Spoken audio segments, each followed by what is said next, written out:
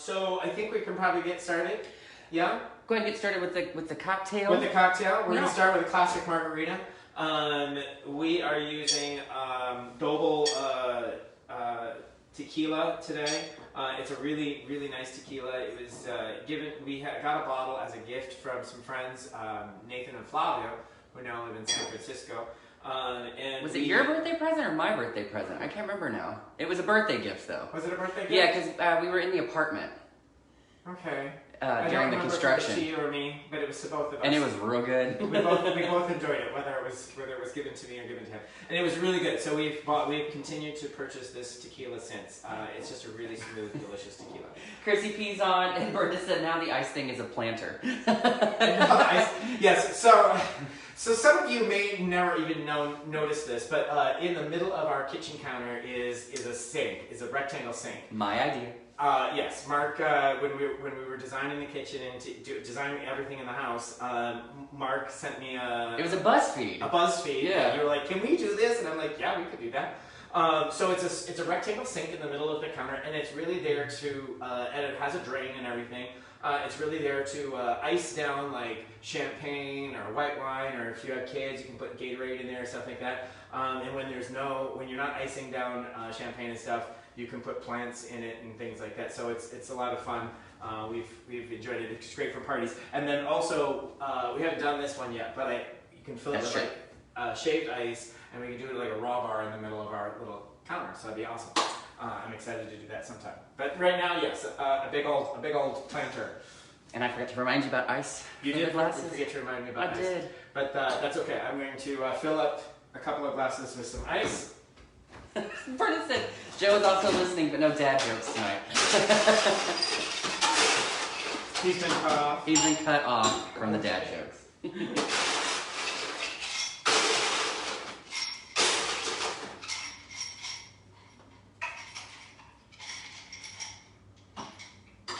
All right. Hey, Carol. Carol. So we're going to be making some classic margaritas, right? We're going to start out by putting some ice in our little pint glass. We have a shaker. We're going to do the 1 full ounce of lime juice. We like ours tart. We like ours fairly tart. It's fairly tart. It's yeah. good. So equal parts of that and simple syrup. Hey, Hillary. So 1 full ounce of simple syrup, 1 full ounce of lime juice, and a ½ ounce of orange juice. You can also use Grand Marnier, right? Grand Marnier or triple sec? Or triple sec? Yeah, Grand Marnier is going to be a little bit sweeter. Sweeter, yeah. Yeah. And then 1.5 ounces of tequila. And that's per drink. Now, if you wanted to make a picture of it, you just multiply that by how many, how big your picture is. You're not late, Jen. It's fun. We kind of killed a little time so people could sign in and get settled. So you're right on time. Yeah. Also, the simple syrup. We've talked about it now a couple times, but do you want to walk through a simple syrup really quick for anyone? A simple syrup, really easy. Just it's simple. So it's equal parts sugar and water. So to fill this little bottle that I have, it's 1 cup of sugar, 1 cup of water, and that gets me pretty full on that. So that's how I do it. Hey, Daniel Gonzalez. Daniel Gonzalez. How did we do with the tostones last week? Were you impressed? All right, equal parts. Oh, see, Dan, you'll see we are explaining what simple syrup is. Equal parts lime juice and simple syrup. And again, if you're just loading in, simple syrup is just half and half sugar and water that's been melted together over the stove. You just tell the sugar is clear and dissolved, and then take it off, cool it down, and I keep a bottle of it in the refrigerator. And a ½ ounce of orange juice. We like our happy hour. We like our happy hour. We do. We are very happy. Oh, we were going to talk. On the hours. We are happy on the hours. We were going to talk about with Cinco de Mayo coming up. Yes. Guacamole, because that's our big happy hour thing that we like to do. Brian makes homemade guacamole in the afternoon. Homemade guacamole. So Cinco de Mayo is next Tuesday. So it's Taco Tuesday on Tuesday is Cinco de Mayo. So it's all rolling together for the first time in a long time. I think that Cinco de Mayo lands on a Tuesday. So that's awesome. Or does it happen like every 7 years or something like that? I mean, unless it's leap year, I guess. So is it every? This was a leap year, wasn't it? It was. Right. Yeah. Anyways, so we're gonna give it a little bit of shape. Anyway, so this what we're making today is kind of like you can kind of get a practice run and make some fresh tacos and impress your family on Taco Tuesday. Olé. Olé. All right. We're gonna garnish that with a little bit of a lime wedge. Well, hello, Renee. Renee, is it still cold in Minnesota? Hey, Brandon. My nephew's getting so big. Yes. He's got a little sister on the way, too. Yes. Congratulations again. All right. I like a lime wedge versus a lime wheel because if your margarita wasn't quite tart enough, you can always take it and squeeze it in there. If you have a lime wheel, it's kind of hard to squeeze a lime wheel. It's more of a garnish than anything. And in this case, and you do like a straw, right? I do. My teeth are sensitive to the ice. Straw for you. Thanks. All right. I just like to put Hi, Angie Biggs. Cheers. Cheers. All right. So we're going to start with tortillas, and then what are we going to fall into after that? We are going to start with some tortillas, and then we're going to make the, what are we making? The cilantro. The slaw, the cabbage slaw that we're going to put on top.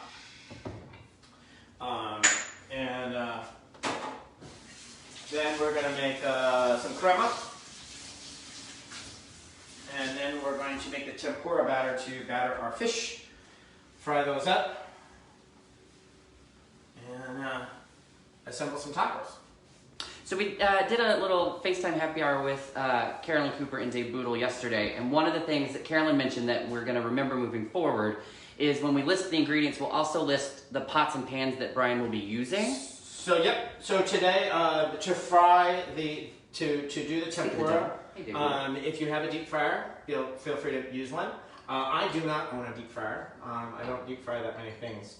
That I've never really put it on the top of my list of things to purchase. But so we have about 5 cups of oil in a saucepan. Oh yes, and that was my bad. So when I listed the ingredients, I put the 5 cups of oil with the tempura, but it's with the tortillas. You put it with the tortilla, but it's not. It's for the tempura. So that was my bad. So that's for frying the tempura fish. We will put a little bit of olive oil in our pans. I'm using a cast iron skillet. You can use just a regular saute pan, non-stick pan if you want, whatever. I just like cast iron skillets. They hold a lot of high heat and they're perfect for frying up tortilla shells. So I've got 2 of those on the stove, which will heat up in a little bit. And then Chef John just gave you a big compliment. He goes, "That's why I always loved your work ethic. Clean station is a must." Ah, thank you. Yes. Clean workstation, clean hands. All right. Cheers with your citrus green tea sparkling as well, Aubrey. Oh, fantastic. All right. I got our little cutting board. So we're going to be making sorry. Yes. Got about 19 people watching right now. That's awesome. John says, what's the best oil to fry with? I'm using a vegetable oil today. I a lot of times use grapeseed oil. I think you can use pretty much any oil. I would avoid like olive oil, obviously. It doesn't get it smokes too much. It burns, so it doesn't hold a high enough heat to get to do that. You can always, I guess, a vegetable oil, canola oil, sunflower oil. Would you use coconut oil? Did you say that? Is it the same kind of sitch where it might get too smoky, or what do you think? I've never tried it, so yeah. I can't say. I don't know. All right. Okay. All right. Let's go. So we got so in this we have 2 cups of flour already in our bowl. We're going to add a tablespoon of salt to that. I always like to run a whisk. Anytime you have like baking powder, sugar, flour, any of that, in all your dry ingredients, just to sift it together to when you do add the wet ingredients, you don't have like spots of sugar or salt or whatever other dry ingredients there are, because once the liquid hits it, it'll start clumping up. So sift that through nicely. So I got that sifted through. Kelsey Jan. And then this is the coconut oil. As you can see, it's very like Crisco, like fluffy, fatty, but healthy. Like again, you can use the recipe won't change if you decide to use a little olive oil instead. I would maybe go a little scant on that, 3 tablespoons instead of 4. And if you're going to use lard, keep it the same, 4 tablespoons to 2 cups. I'm going to cut the fat into the flour a little bit.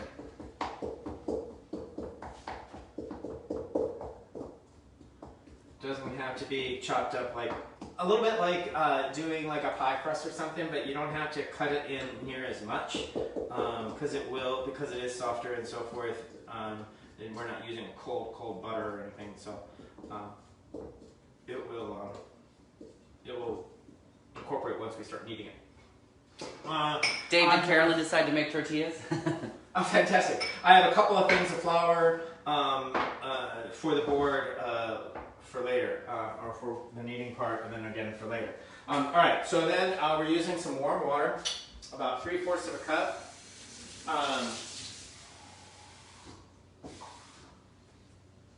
And I would add as you go. I wouldn't add it all in, and then just start trying to kind of mix that up like a dough, like you would any other bread dough or anything. And if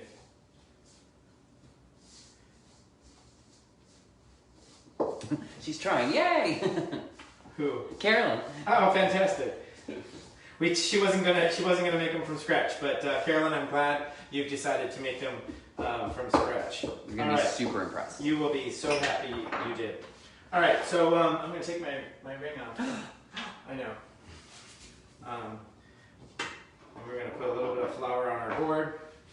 Aubrey, we're making the tortillas right now because you have to let the dough rest for a little bit. So dough's nice and wet. Get some flour on my hands.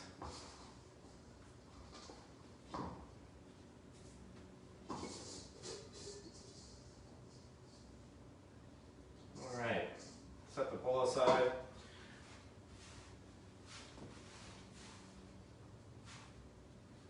See, I didn't even use all the water. I think I still have like a couple of tablespoons of water in my thing, and this is pretty soft. So yeah, looks good.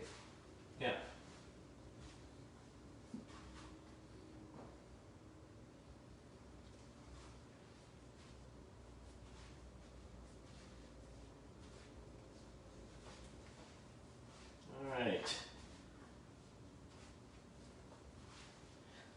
So really what we want to do is make sure that we're getting that lard, or in this case coconut oil, mixed nice and thoroughly through with the flour.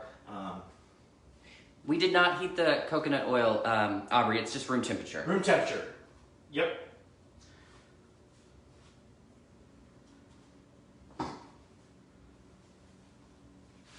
All right. So. Hi, Jose.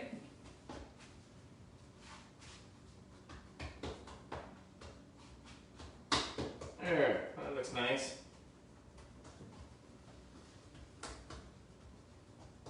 Looks like tortilla dough. Looks like tortilla dough. All right. So we're gonna now let that rest, usually for about 10-15 minutes. I've read some recipes where they have you resting it up to as much as an hour to 2 hours. That's totally not necessary, but we will let it rest for the next 10-15 minutes or so. Hi, Maxine.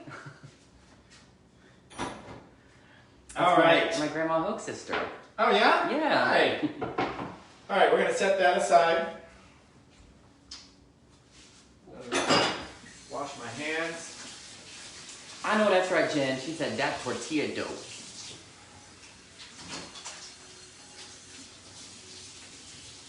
Jen, did you make a margarita or did you stick with like a vodka diet? We are going to turn on our fry oil right now just so that's slowly starting to heat up.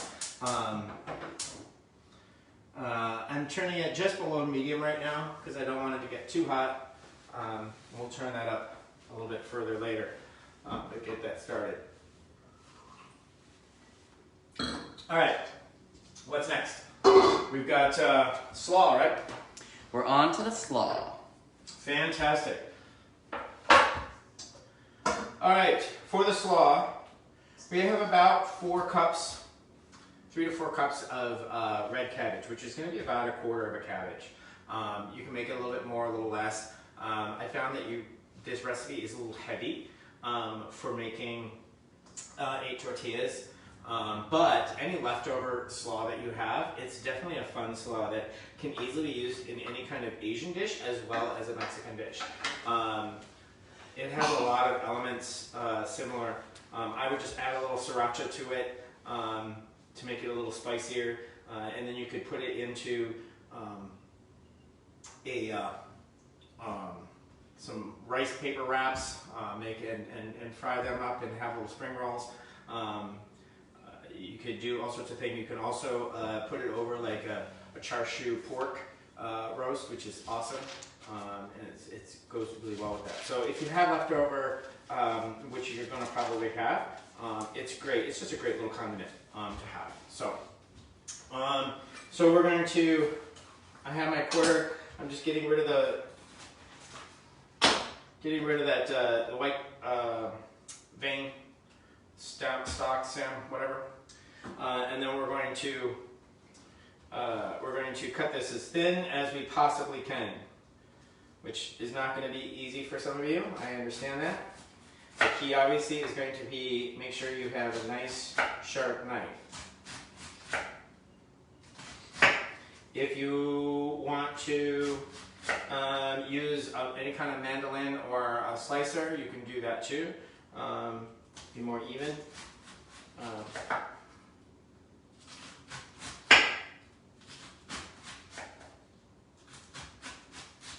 We were going to talk a little bit about the history of the cabbage. Oh, cabbage is interesting. So cabbage, like the green cabbage especially, is actually a very indigenous plant. Is original all on its own. Natures of God, if you will. But almost every lettuce that we know of today is a hybrid from the cabbage. So iceberg lettuce, bib lettuce was all hybrided. The Germans loved hybriding vegetables as much as the Italians did.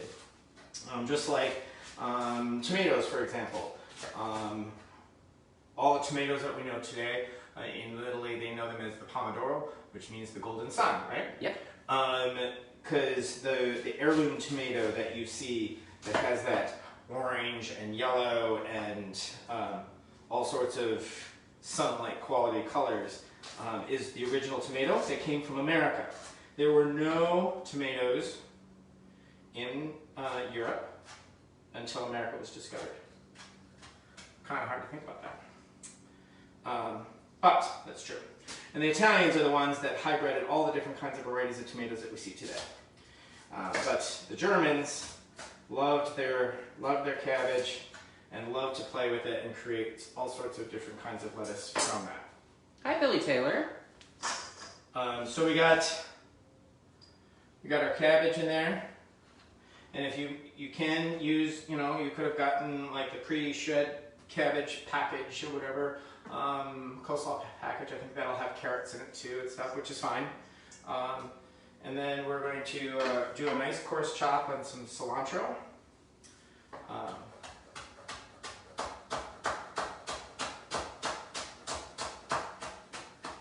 Nice handful of cilantro in there.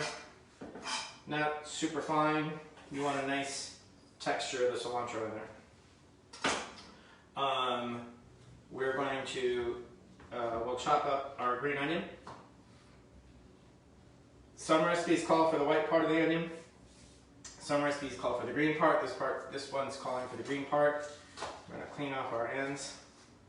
Give them a nice fresh cut. Get rid of any little brown tips or anything. I am going to be cutting them at a nice sharp angle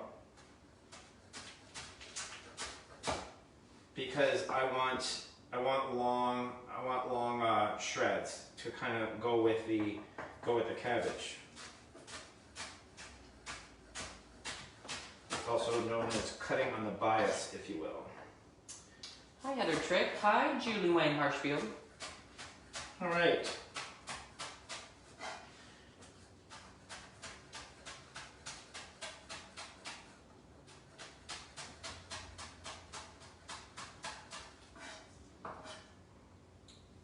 All right, we're going to save these for another dish later. We didn't want to waste the onion. Nice springtime flavor on that. All right, so that's in there, that's in there. We are going to cut up our jalapeno. When cutting a jalapeno, if you've never cut a jalapeno before, the oils inside the jalapeno contain a lot of heat, and those oils will get on your fingers. Do not rub your face, your eyes, or anything. They will burn. All right, so we're going to be very careful when handling the jalapeno. I use a spoon, and I cut the end off. I cut right down the middle, and inside you'll see the seeds in this vine, and you want to get that backbone all out along with the seeds, because all that part, this whiter meatier part, is very bitter, and so we don't want that. And we don't want the seeds. Well, if you like things really, really hot and spicy, throw the seeds in there. Go right ahead. I'm not so much on that. Hi, Tina Taggart. Tina. All right. Billy Taylor says you should talk about Julia Child while you do this. Talk about Julia Child. Talk like her. Talk. Hi, Mike Bailey. All right. So we're going to do nice little threads, long threads on that.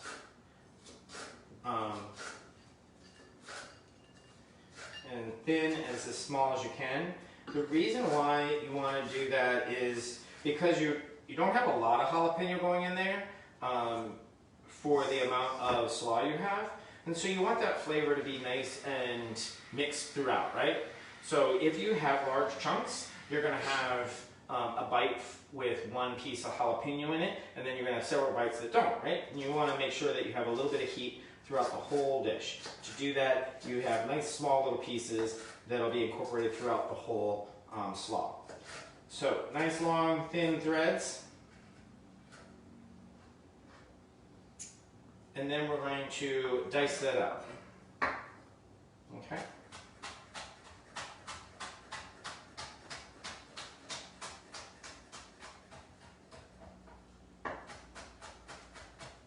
There it is. Nice little dice.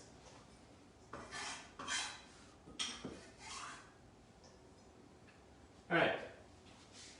I'm going to wash my hands before touching anything else to get all the oil and so forth from the jalapeno off my hands, so I don't end up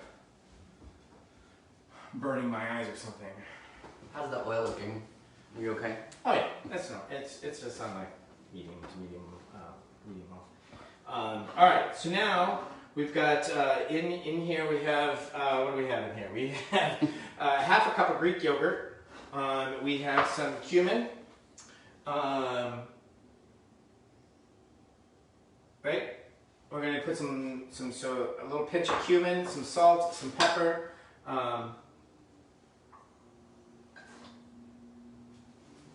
And then the juice of 1 lime, which is about 2 tablespoons. So if you don't want to juice the lime, you don't have to. You can actually, you can just use like already squeezed lime juice.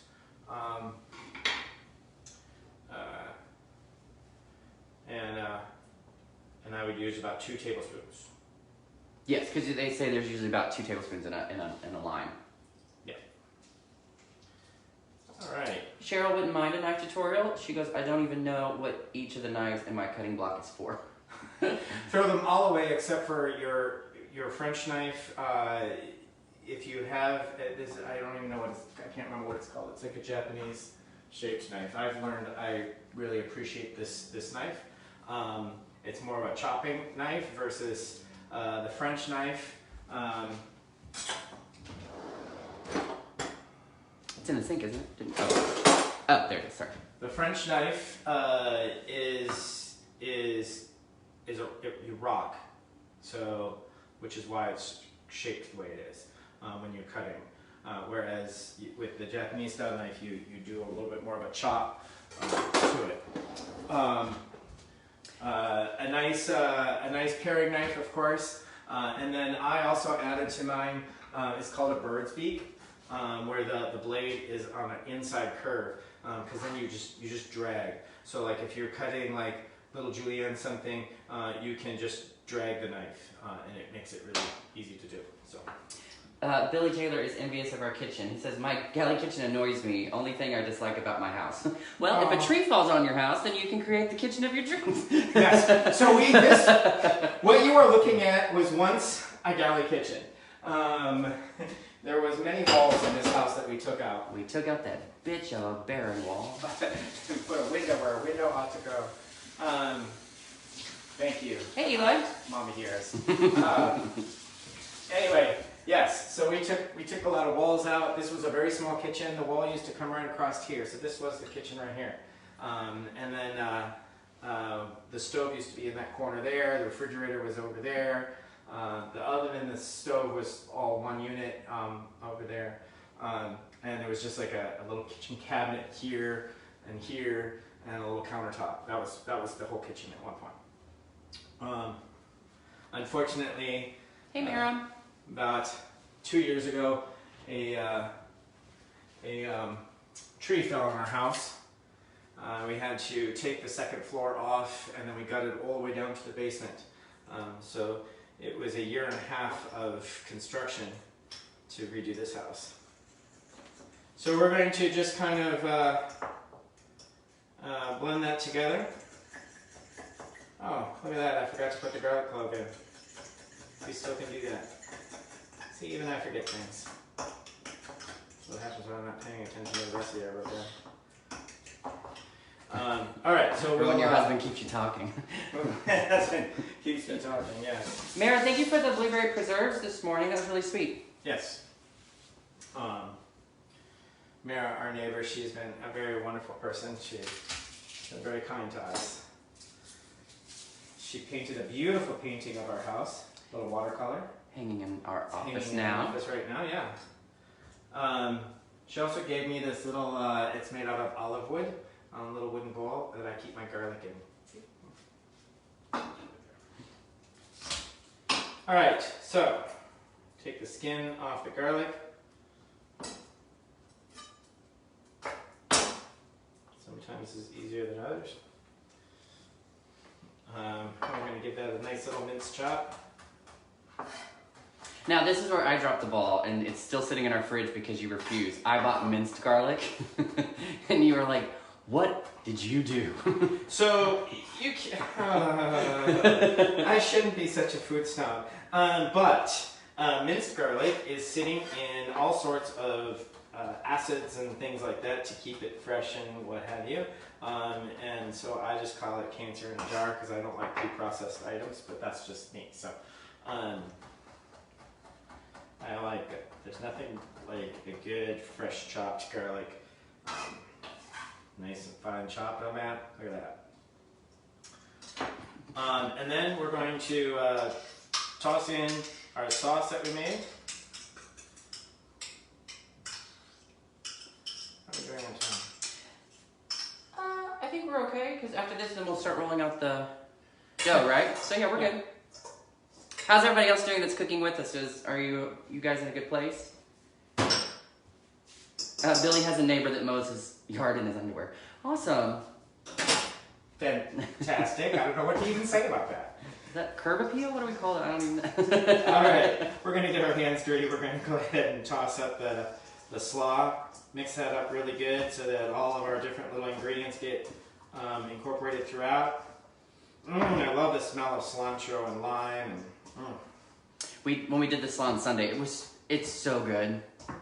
Really is good. So we're gonna let that rest now. And this is another one of those items that could be made like the day before. Just put it in your refrigerator. All those flavors, the longer it sits, is really gonna melt together. Everybody's in a good place, so we're good. Fantastic. So we're gonna set that aside.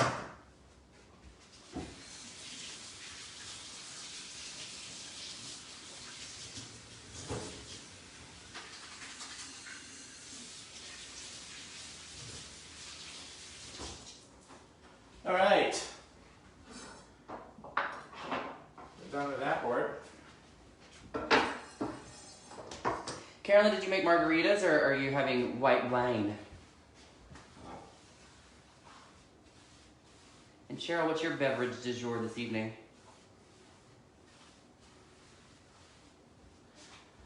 All right. Give our station a little wipe down. Have a little drink. A little sip.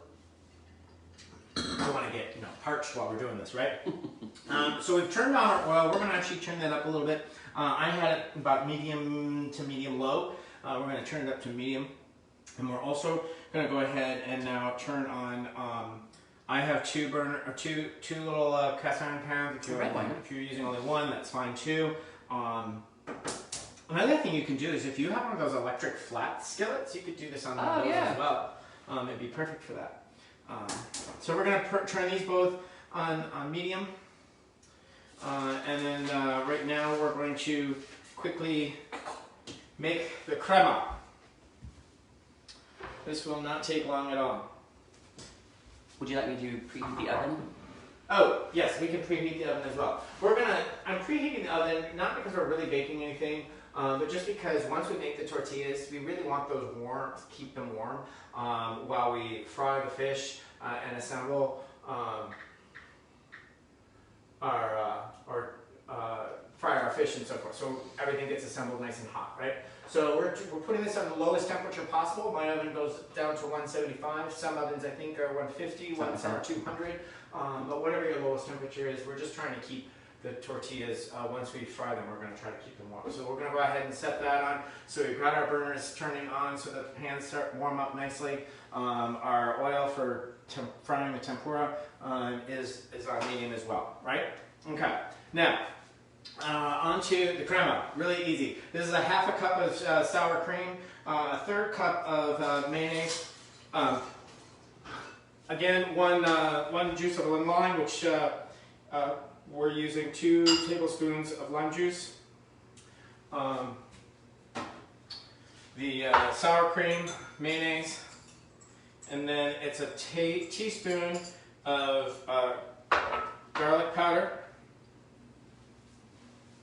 and then a teaspoon of Sriracha, which is a chili pepper sauce, if you have never heard of it before. Give it a little bit of heat. We're going to give that a little mix. And then what's going to happen is it's really runny right now. And with the lime juice mixing with the sour cream, what's going to happen is it's going to congeal just sitting here. So we're going to set that aside, and that's going to congeal up real nice.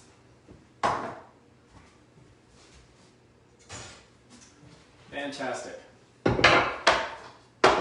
Let's go ahead and roll out our. So now we had set aside our dough, right? It's been resting. So we're going to flour our board, and then we're going to take our dough, and we're going to actually try to make it nice and even a little bit. And we're going to divide it into 8 equal parts. Alright, you can do this with a pastry cutter, a knife, doesn't matter. So we're going to go cut this in half, right? In half, in half,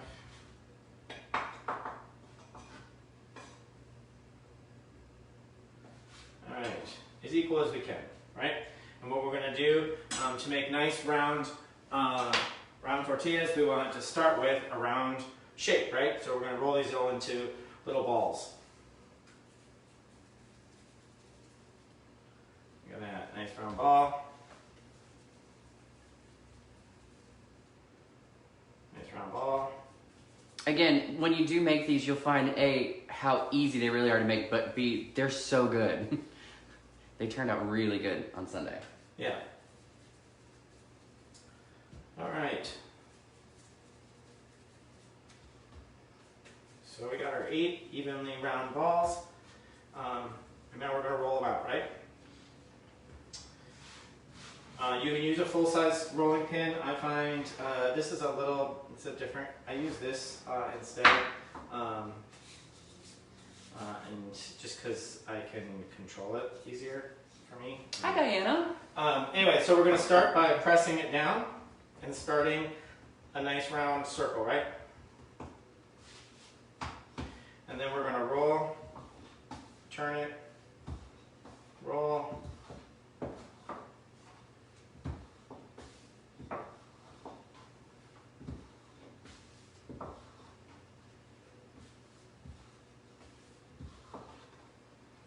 See, nice and thin.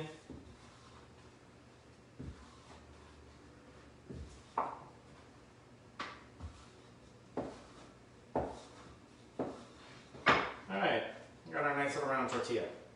And we're going to do that with each and every one. So I wrote this down as something, and I can't remember, maybe you can remember. It said listing the tomatoes from Italy while people are rolling. Oh, because we were talking about tomatoes earlier and how they were a hybrid from the original tomato from America. Yes. But we already talked about it. We did. We listed them all already. That's right.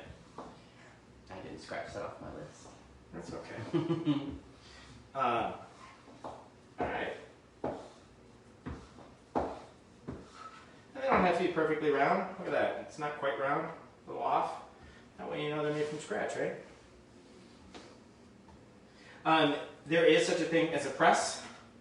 If you really want to just make tortillas on a regular basis, you can buy it's a tortilla press. It just presses it down and it takes the dough and just really quick and easy. Be real easy. Be real easy. All right. Let's start speeding this up a little bit. Yeah.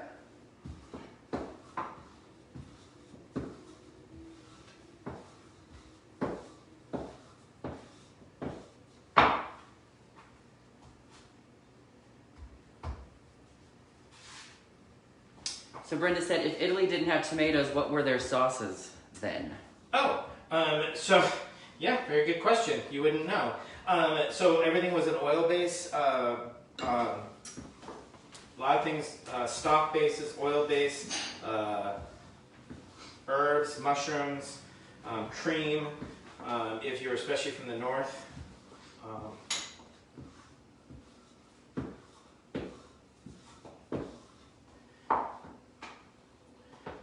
Pressing these down, we're going to go ahead and we're going to turn this down just a little bit. They seem like they're really hot.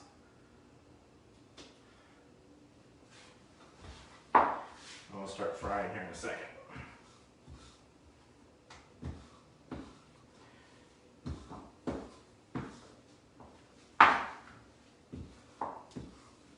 Cheryl Carroll says Balut, Espanole? Espanole?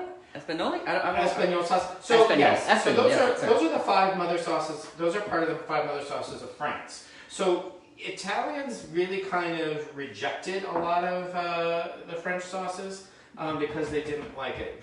People came along.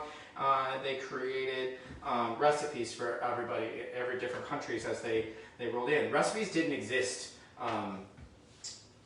Everything was always handed down on how to make things from one generation to the next. The French decided they wanted a system and they wanted everything to be exactly the same. So they started creating recipes. And then when they conquered countries like Italy and so forth, they would create recipes of the local cuisine. And so that's where recipes, we're going to put a little bit, we're getting very low on oil. So it starts already. Yeah. I'm gonna go ahead and put that in there.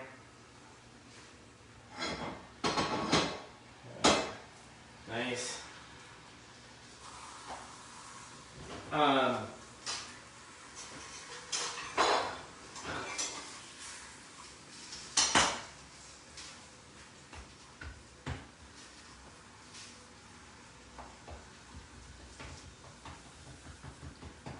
Everybody doing okay with their tortillas so far?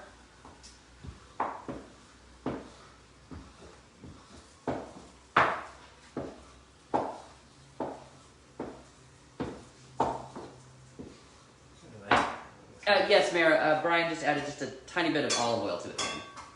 Now we got a little crispy. That one's perfect. See, I don't mind a little bit of crisp though. That's fine with me.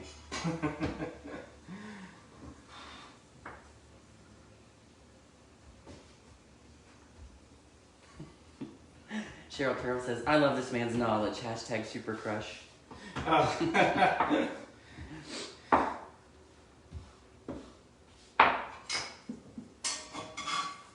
Alright, look at that. Nice little saute on there. Oh, good, Aubrey. Okay. Rolling away. Fantastic.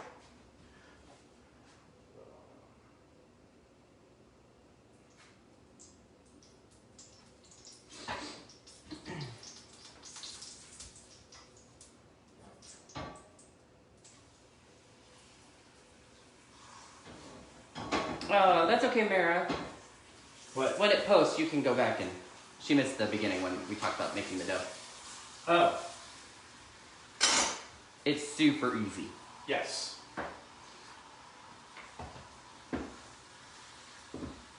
This dough is using a coconut oil, but you can use lard or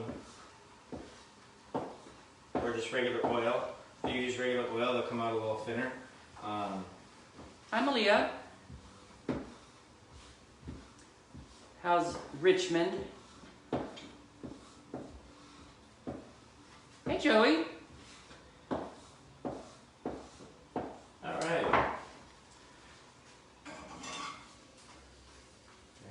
Those are good. Yeah, Yes, very true, Chris. Chrissy P says, the majority of real Italian food does not contain tomatoes, especially in northern Italy. Yes, the northern Italians had most of the money because throughout the centuries, there was, of course, everybody was traveling to Rome because the major port for importing goods was in Rome. So that was where all the ships came in from India with all their spices and everything, right? So, so everybody was heading to Rome to do their trades and whatever. And also you have to realize the Romans were like, they had conquered and, the Roman Empire, as you will, right? So they were the epicenter of trade and culture. So just like New York City would be today, right? So everybody was heading to Rome, just like people head to New York. And along the way, to get there, of course, they didn't have a lot of money always. They would run out of gas, so to speak, or they needed food and they needed supplies. So for their horses and so on. So they would trade things, and they would trade goods, and they would buy goods along the way. So all the cities above Rome are very wealthy because of that. So Florence being a very affluent city. So they could afford beef cattle and milk and dairy and so forth. So you'll see a lot of their cuisine contains steaks and heavy cream and so forth. Whereas you'll see that southern Italians, Sicilians and so forth, didn't necessarily have the money that the northern Italians had. So they ended up their dishes are a little bit more pasta-centric and a little bit more things that would be able to cook at a lower cost, right? To be able to feed their families and stuff. So. I love that we're doing an Italian tutorial when we're making Mexican food. Yeah, I don't know how we got that was my fault. That was your fault. It started with the tomatoes and the, yeah. Because you started with the tomatoes. Yeah. That's exactly why. Yeah. We're gonna grab one extra little pan. all of our tortillas in the pan. Look at that. Look at that nice tortilla. It's going to make a beautiful taco. You guys, they're so good. So just like Hi, 30 seconds or so on each side. Because you'll see just like a little toastiness. You're not trying to make a crispy flatbread. You're just making like a soft tortilla. So look at that. Beautiful. All right.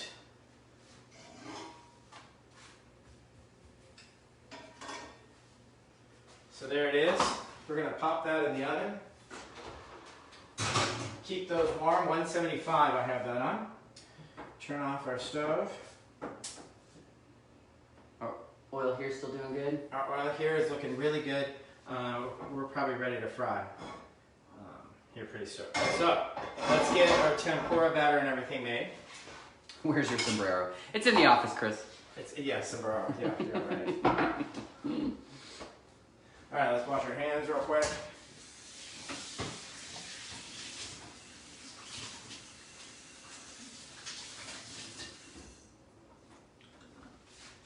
Where'd my telephone? Sorry. We're almost done. We're almost there. I'm just gonna make some tempura batter, fry the fish, and assemble some tacos, and enjoy. Hola. Ole? Olay. Ole. Hola. You mean hola, hi. Hola, hi. All right. So, I told you 1.5 pounds of fish because that's going to make you up to 8 tacos. We're just cooking for the 2 of us tonight, so we're doing one little tilapia fillet. We'll save our batter and we'll save our taco shells, and then we'll make tacos for lunch tomorrow too. But we want it fresh, right? So we're only going to use the fish that we're going to eat tonight. Because tempura battered anything does not reheat well. So in this, but the batter itself is fine. So to make tempura batter, we're going to start out by separating a couple of eggs. We want the egg white. There's my mother's way to do this, and the way that Mark tried to do it on my birthday. And then it's to open it up and then pass the yolk from one side to the other, right? I personally go old school and just get my hands nice and messy, and I let the egg yolk drip between my fingers, and that way I get all the yolk out. See, and it just falls right off. There it is. But I just have messy hands now.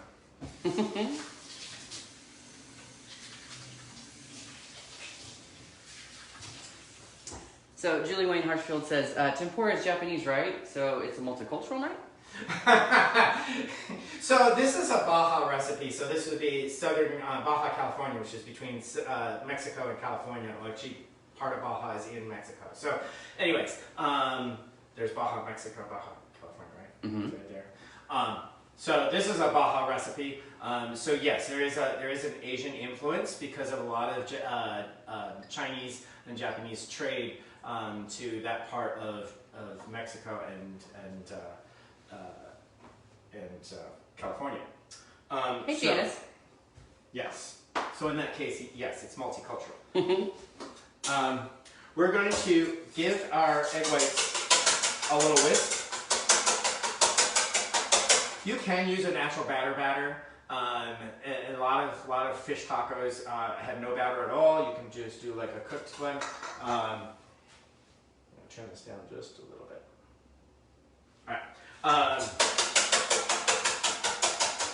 You can do a beer batter. A lot of recipes I found beer batter and stuff. I like tempura because it's just really puts a light, little, thin crisp on whatever it is you're doing. Vegetables, in this case, fish, and so forth. So, anyways, we're going to whisk up the egg white, put a little froth on that, and then we're going to add in a half a cup of, where am I at? There it is. Yes, half a cup of flour and half a cup of cornstarch. you want really light and crispy, do just 100% cornstarch. You can easily. Oh. You can do rice flour if you want to do something non-gluten. And then we're adding in, for a little bit of flavor, we're adding in a little onion powder, about 1 teaspoon. And then we're putting in a little bit of pepper and salt, right? To taste. We're going to mix that up. And then we're putting in, I said, about 2/3 cup of soda water. The soda water is going to keep, the bubbles in the soda water is going to keep it really kind of light and airy. You can use just regular cold water if you want. Only I put it in, I don't put in the whole 2/3 cup. I'll put it in as I go. I want it to be able to be thick enough, not too thick, but not too thin. So we'll get to that right consistency, and I'll show you. And this is why we do test runs, because on Sunday we did the measurements the way it said, and it was a little too soupy for our taste. Oh yeah, so I think maybe a little bit of an error. We have part of the recipe, but not the whole recipe. So we're just going to throw ourselves under the bus on live stream? Yeah. Okay, great. Mess. All right. So thinner than a pancake batter. Maybe like a, if you've ever made crepes before, it's kind of like maybe like a crepe batter. There, see? All right. That's our tempura batter.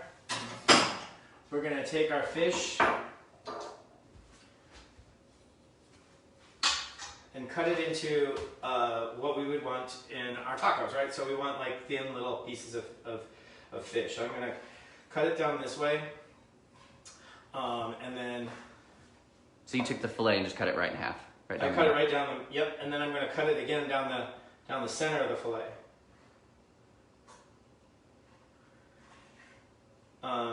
And it's just however you want to cut it, really. You want the pieces about the same size, and you want something nice and small and thin that's going to be in your taco. This is, in my opinion, too thick, so that's why I'm going to cut it down lengthwise. So what would you say, like, thickness-wise, where are you at with the fillet itself? Like maybe quarter? like 3/4 of an inch. Okay. Cool. By 2 inches long, I guess, maybe. Perfect. 2 to 3 inches long. Yeah. Anyway, so there's my pieces. I'm going to go ahead and throw those in my batter.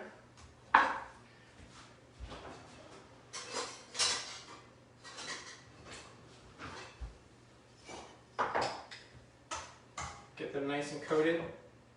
I'm going to drop one in at a time.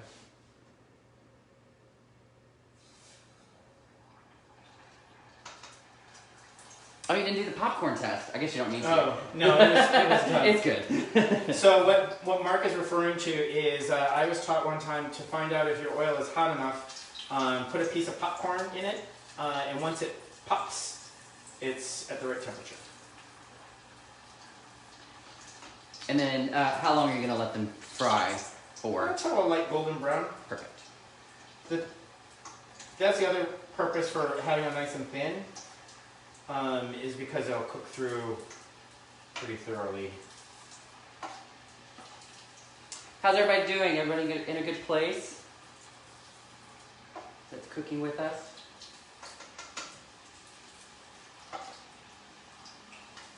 Those that can type, if they're not. If they're busy cooking. All right. Oh. What? All right. So, look at that, nice and golden brown. What? No. Oh, did I do something? Just that was what the fish was sitting on. I guess it's okay, right? What's sitting on what? That was what the fish was sitting on, but I guess it's okay, right? All right. Oh, good, Aubrey. Yay.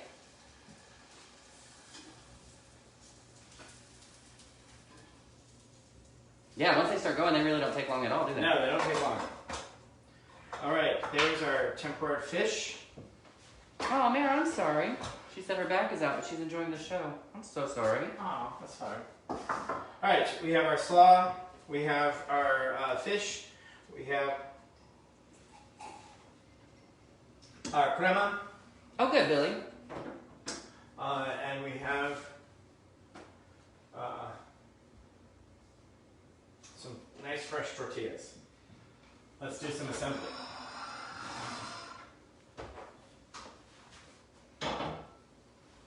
That's fair, Brenda. What? She likes to rewatch so then she can pause along the way. Gotcha. All right. So we're gonna just take a couple of tacos. We're gonna. Where's my tongs? There's a couple of pieces of fish, right? Yeah. Good thing my counter's clean. Right? that was a callback. A little bit of slaw.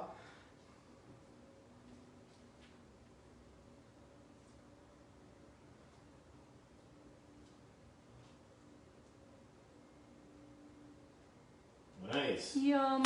Yum. And then we're going to drizzle a little bit of our crema on there.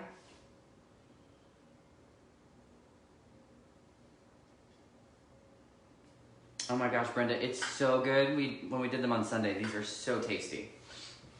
You will be very happy. All right, we're going to garnish with a little bit of fresh cilantro pieces.